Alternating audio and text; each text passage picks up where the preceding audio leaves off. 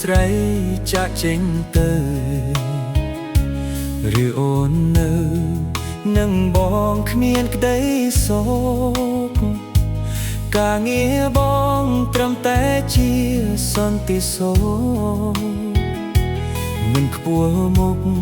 ឲ្យអូនខ្មាស់អ្នកផងសន្តិសុខការពារក្តីសោកគ្រប់គ្នាខ្តៅរងាក្នុងចិន្តាមិនដែលក្រែងតែមិនអាចការពារក្តីសុខខ្លួនឯងសែនចំបែងអោរាខ្ញុំខ្ទេខ្ទាំមេអើយជួយអងបនាងផងថាបេះដូ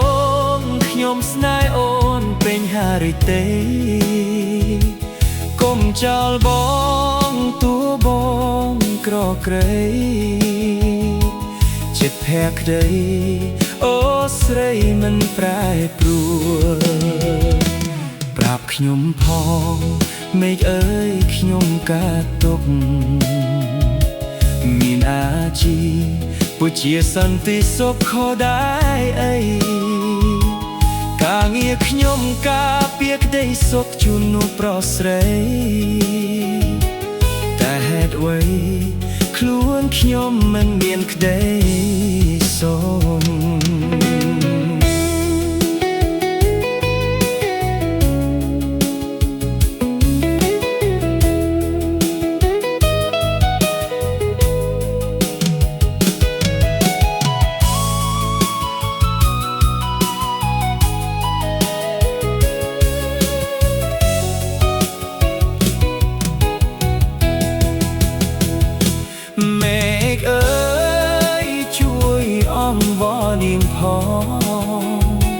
ថាបេះដូ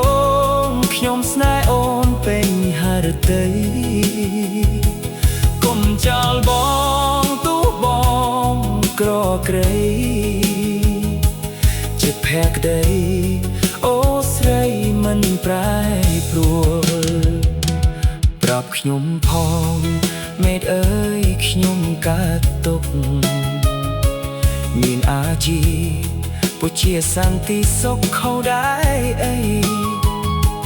ការងារខ្ញុំការពារក្តីសុខជូននៅប្រុសស្រី